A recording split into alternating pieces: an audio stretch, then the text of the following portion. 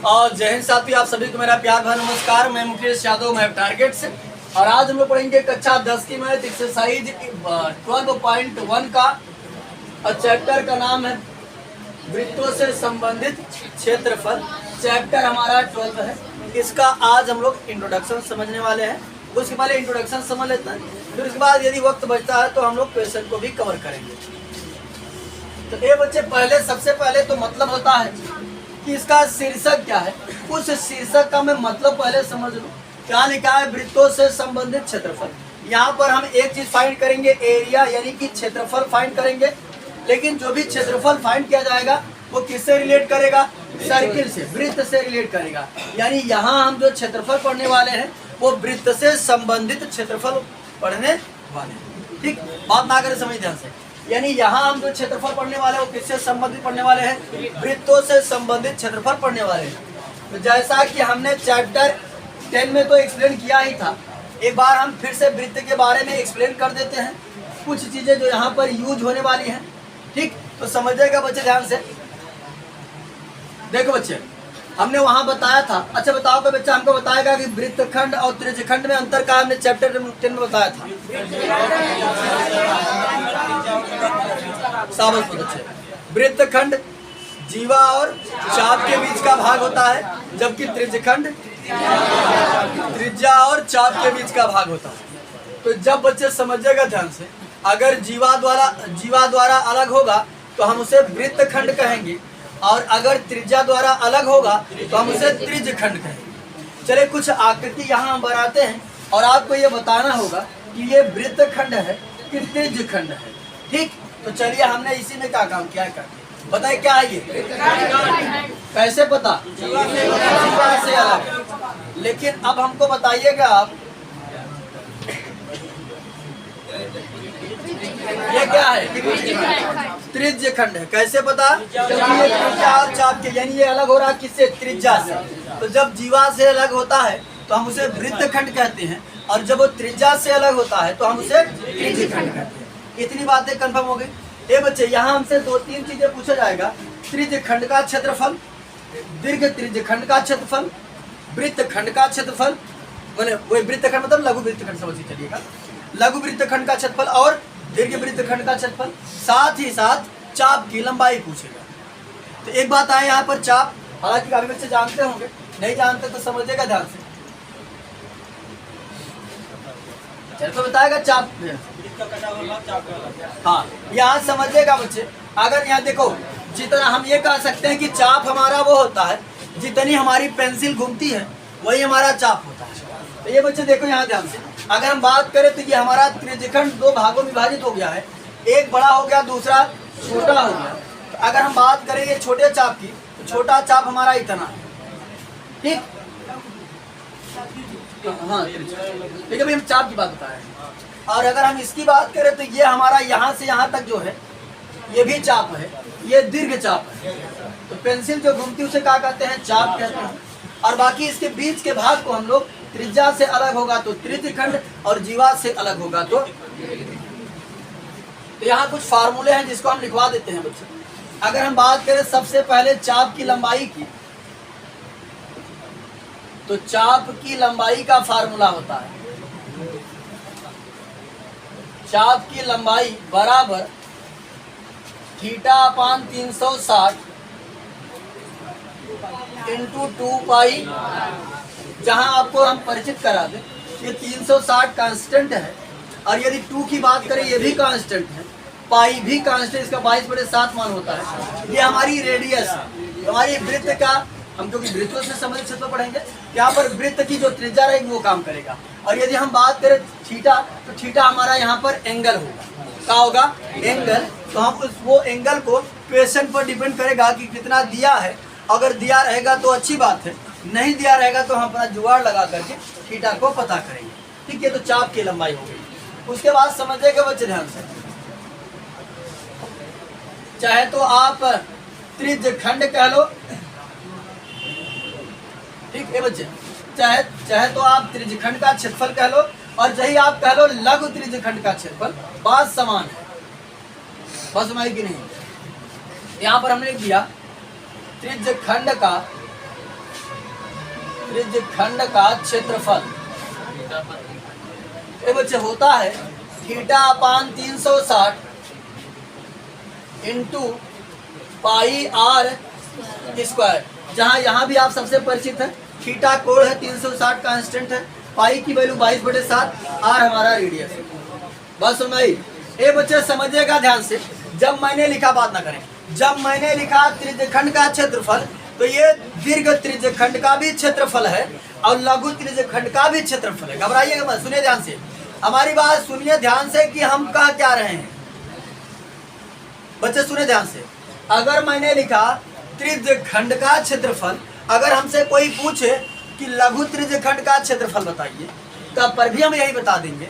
और अगर कोई कहे दीर्घ त्रिज्यखंड का क्षेत्रफल बताइए, तब पर भी हम यही बता देंगे। कोई कहेगा कि त्रिज्यखंड का क्षेत्रफल बताइए, तब पर भी यही बता देंगे। लेकिन समझिएगा ध्यान से, अगर हमें कोई ऐसे दे दिया करता, ऐसे करके, और ये कोण हमके दे करके, ये हमको मान लेते हैं 60 वगैरह ऐसा कुछ दे करके, रेडियस 4 सेमी दे दिया गया, तब यहाँ पर हम लगाएंगे क्या, ये छोटा है तो लगाएंगे लघु वृत्तखंड का क्षेत्रफल। फार्मूला सेम लगेगा, दीर्घ वृत्तखंड का क्षेत्रफल। तब निकालने के लिए हमको ये थीटा पता करना होगा, या पूरे में से हम क्या काम करेंगे, इतने को घटा देंगे तो हमारा बड़ा वाला क्षेत्रफल जो है वो आ जाएगा। अभी वैसे ओरल बता रहे हैं, बाकी तो क्वेश्चन कराएंगे, सारी चीजों को एक एक पॉइंट को डिस्कस करने वाले हैं। तो पहले आप समझिएगा जो मैं बता रहा हूँ, त्रिज्यखंड का क्षेत्रफल। अगर कोई ओरल पूछता है, कोई फार्मूला पूछता है, त्रिज्यखंड, लघु वृत्तखंड, दीर्घ, सॉरी, त्रिज्यखंड, लघु त्रिज्यखंड, दीर्घ त्रिज्यखंड, आप तुरंत तलाक से बताइए। जब वो कहेगा कि चलिए लघु का मान लेते इतना है, तो आप दीर्घ बताए, तब बता देंगे भैया पाई माइनस लघु वृत्तखंड का क्षेत्रफल। जैसे देखो, अगर कोई हमें कहते कि इस लघु त्रिज्यखंड का क्षेत्रफल जो है, इसका क्षेत्रफल थीटा वगैरह कुछ नहीं, मान लेते हैं हमको दे दे 4 सेमी स्क्वायर, ऐसे दे दिया, करा कि लघु, ये देखो लघु त्रिज्यखंड का क्षेत्रफल हमको 4 सेमी स्क्वायर दे दे, और कहे कि आप दीर्घ का बता दीजिए, तो हम फार्मूला लगाने थोड़ी नहीं जाएंगे। तब क्या करेंगे जानते हैं, ध्यान से सुनिए हमारी बात। उस बच्चे को बुलाओ, अंदिल का नाम है, तो काहे तुम बतिया रहे हो, उसका बात करना अगर तुम्हारा इंपॉर्टेंट हो तो बात करो, नहीं तो यहाँ समझना इंपॉर्टेंट हो तो यहाँ समझो ध्यान से। वो बच्चे अंदर, और तुम बड़े सीधे होकर बैठे, यहाँ समझिए ध्यान से। ए बच्चे, जब अगर हमको ये वाला क्षेत्रफल दे दिया 4 सेमी स्क्वायर, और हमसे ये पूछ ले, तो हम क्या काम करेंगे, तब ये त्रिज्यखंड का फार्मूला नहीं लगाएंगे, हमें पूरे वृत्त का क्षेत्रफल तो आता है ना, पाई आर स्क्वायर, अब पूरे में से 4 सेमी घटा दो, तो किसका आएगा, दीर्घ। ये देखो, घटाना मीन्स मिटाना, तो जब ऐसे तुम मिटा दिए तो देखो यही ना बचा, ठीक। तो चाहोगे तुम तो ऐसे भी निकाल सकते हो, या फिर त्रिज्या पता रहेगी और ये बड़ा वाला कोण पता रहेगा, तो कोण का भी लगा करके निकाल देखो। लेकिन तब इसका यूज कुछ नहीं रह जाएगा, इसका देने का मतलब इसका यूज होना चाहिए, ठीक। ये बातों को मैं अभी क्वेश्चन में और डीप में डिस्कस किया जाएगा। तो पहले समझिए, हमारा होगा त्रिज्यखंड का क्षेत्रफल। उसके बाद इस बच्चे हम बात करें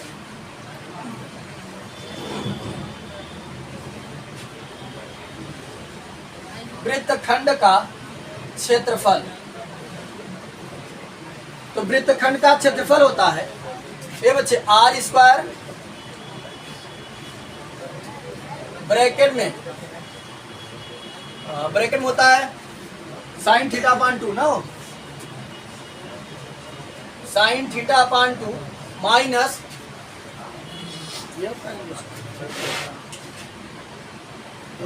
हाँ बच्चे समझेगा, जो वृत्तखंड का क्षेत्रफल होता है pi theta upon 360, pi theta upon 360 minus sine theta upon 2। ये बच्चे समझिएगा ध्यान पूर्वक।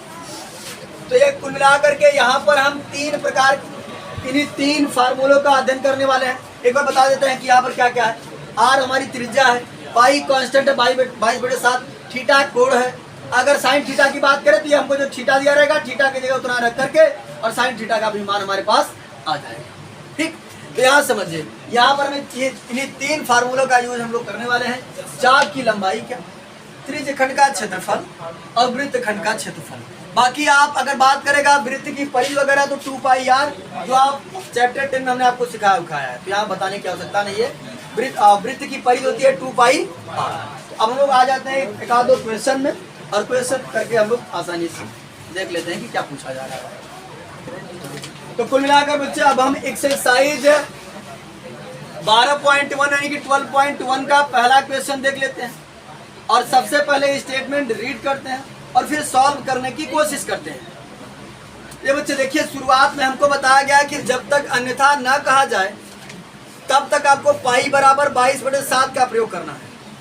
यानी जब आपका किसी क्वेश्चन में पाई का मान दे दिया जाए रखने के लिए तो आप उतना रखिए, नहीं तो अगर नहीं दिया जा रहा है तो हर जगह आपको क्या करना है, 22/7 का ही यूज करना है। जब आप एग्जाम में भी बैठेंगे तो जब आपको अगर पाई का मान अगर क्वेश्चन में मेंशन किया रहे तो वही रखिए, और अगर मेंशन नहीं किया है आपको 22/7 का ही यूज सदैव करना है। आगे बढ़ जाते हैं। तो पहला क्वेश्चन कर रहा है, दो वृत्तों की त्रिज्याएं, कई वृत्त हमारे पास है, दो वृत्त है। दो वृत्त की त्रिज्याएं क्रमशः 19 सेमी और 9 सेमी है। पहले वृत्त की त्रिज्या 19 सेमी और दूसरे वृत्त की त्रिज्या 9 सेमी। उस वृत्त की त्रिज्या ज्ञात कीजिए जिसकी परिधि इन दोनों वृत्तों की परिधियों के योग के बराबर है। ये बच्चे समझिएगा ध्यान से, हमारे पास दो वृत्त है, एक की त्रिज्या 19 सेमी, दूसरे की त्रिज्या 9 सेमी, और एक और वृत्त है, एक और वृत्त है जिसकी परिधि इन पहले वाले के और दूसरे वाले के परिधि अगर जोड़ दे तो ओकरे बराबर निकले। यानी बड़े वाले वृत्त का जो परिधि है इन दोनों छोटे वृत्तों के परिधियों के योग के बराबर है। ये क्वेश्चन करा है। तो करा then find the value of, अच्छा त्रिज्या ज्ञात कीजिए। शुरुआत बोला उस वृत्त की त्रिज्या ज्ञात कीजिए। तो कुल मिलाकर वो जो बड़का वृत्त बा वो बड़का वृत्त के हमके त्रिज्या निकालेगा। त्रिज्या यानी रेडियस, एक एक शब्द बताऊंगा, घबराइएगा मत, बेहद आसान तरीके से समझ में आएगा। ये बच्चे हमारे पास दो त्रिज्या थी, दो वृत्त था, तो हमने पहले वृत्त को मान लिया, पहले वृत्त की त्रिज्या को मान लिया R1, R1 बराबर 19 सेमी। दूसरे वृत्त की त्रिज्या को हमने मान लिया R2, तो 9 सेमी। अब समझो जो तीसरा वृत्त है उसे हमने बड़े वृत्त का नाम दे दिया। क्या नाम दिया? बड़े। तो वही हमने लिखा कि बड़े वृत्त की परिधि बराबर, यानी ये जो बड़ा वृत्त का जो परिधि है पहले वाले के और दूसरे वाले का जोड़ा तब जाकर क्या होगा, बराबर। तो हमने लिखा कि बड़े वृत्त की परिधि बराबर पहले वृत्त की परिधि प्लस दूसरे वृत्त की परिधि। तो घबराइएगा मत, समझिएगा ध्यान से। पर लिखना पढ़ना बंद करो, लिखना बंद करो, पढ़ना शुरू। देखो बड़े वृत्त बच्चे हम तो जानते हैं कि वृत्त की परिधि क्या होती है, 2πr।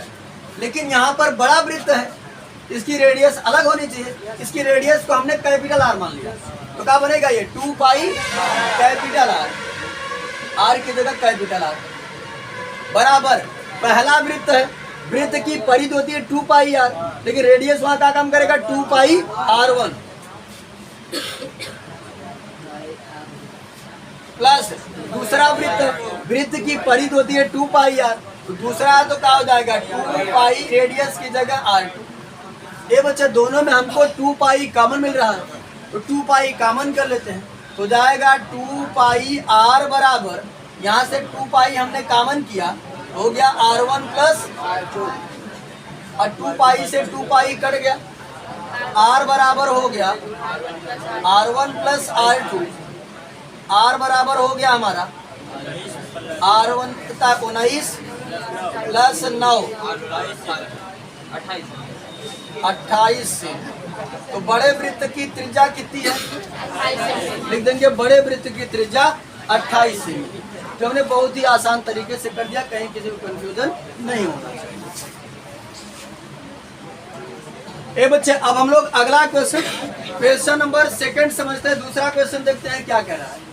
दूसरा क्वेश्चन बच्चे सेम टू सेम पहले क्वेश्चन के जैसा ही है, बहुत ज्यादा अंतर नहीं है। समझिए कह रहा है दो वृत्तों की त्रिज्याएं क्रमशः 8 सेमी और 6 सेमी है। तो हमारे पास दो वृत्त है, पहले वृत्त की त्रिज्या को हमने मान लिया R1 8 सेमी, दूसरे वृत्त की त्रिज्या को मान लिया R2 6 सेमी। जो क्वेश्चन में साफ शब्दों में दिया गया है, दो वृत्तों की त्रिज्याएं क्रमशः 8 सेमी और 6 सेमी है। उस वृत्त की त्रिज्या ज्ञात कीजिए, यानी हमें त्रिज्या ज्ञात करना, किसके आगे बढ़ते हैं। उस वृत्त की त्रिज्या ज्ञात कीजिए जिसका क्षेत्रफल इन दोनों वृत्तों के क्षेत्रफल के योग के का है बराबर। यहाँ भी 3 वृत्त, दो छोटे छोटे वृत्त हैं, एक की त्रिज्या 8 सेमी, दूसरे की त्रिज्या 6 सेमी। इनका क्षेत्रफल अगर हम जोड़ दें, एक हमारे पास और बड़ा वृत्त है, उसके क्षेत्रफल के क्या हो जाते हैं बराबर। तो करा जो बड़ा वृत्त है, बड़े वृत्त का क्षेत्रफल इन दोनों छोटे वृत्तों के क्षेत्रफल के योग के का है बराबर है। ठीक, तो हमने वही लिखा कि मान लिया बड़े वृत्त का क्षेत्रफल बराबर पहले वृत्त का क्षेत्रफल प्लस दूसरे वृत्त का क्षेत्रफल। पहले वृत्त का क्षेत्रफल निकाल करके और दूसरे वृत्त का क्षेत्रफल निकाल करके जोड़ देंगे तो बड़े वृत्त के क्षेत्रफल के क्या हो जाएगा, बराबर। वृत्त का क्षेत्रफल होता है पाई आर स्क्वायर, लेकिन यहाँ बड़ा वृत्त है तो रेडियस की जगह क्या करेंगे, कैपिटल आर। क्या हो जाएगा, पाई कैपिटल आर स्क्वायर हो जाएगा। यहाँ देखो पाई कैपिटल आर स्क्वायर बराबर पहला वृत्त है, वृत्त का क्षेत्रफल पाई आर स्क्वायर होता ही है, तो पहला वृत्त है तो क्या करेंगे पाई आर वन का स्क्वायर। दूसरा वृत्त है पाई आर टू का स्क्वायर। ये बच्चे समझेगा ध्यान से, पाई आर स्क्वायर बराबर यहाँ से पाई हम कॉमन कर लेते हैं, R1 का स्क्वायर प्लस पाई से पाई कट गया, आर स्क्वायर बराबर हो जाएगा R1 कितना बच्चे 8 का स्क्वायर प्लस 8 का स्क्वायर 64, 6 का स्क्वायर 36, जोड़ दिए तो 100। यहाँ से स्क्वायर हटेगा, यहाँ अंडर रूट हो जाएगा यानी वर्गमूल निकल जाएगा, तो 100 का वर्गमूल होता है 10। यहाँ आएगा प्लस माइनस 10, क्योंकि त्रिज्या है इसलिए हम लोग प्लस 10 कंसीडर करेंगे। तो लास्ट में लिख दीजिएगा कि बड़े वृत्त की त्रिज्या जो है वो 10 से। बस समझ आई, तो ये भी क्वेश्चन हमने आसानी से कंप्लीट कर लिया। तो कुल मिलाकर के बच्चे आज की क्लास में हमने एक्सरसाइज 12.1 का क्वेश्चन नंबर फर्स्ट और सेकंड हमने कंप्लीट कर लिया। साथ ही साथ इसका जो इंट्रोडक्शन था उसको भी हमने समझा, और अब हमारे पास 10 से 15-20 मिनट का समय बचता है, तो हम लोग क्या काम करते हैं कि जो पढ़े उसको एक बार रिवाइज कर लेते हैं, लेकिन हम लोग उसको ऑफलाइन क्लास में करते हैं। तो इस वीडियो में इतना ही, बाकी मिलते हैं नेक्स्ट वीडियो में, तब तक के लिए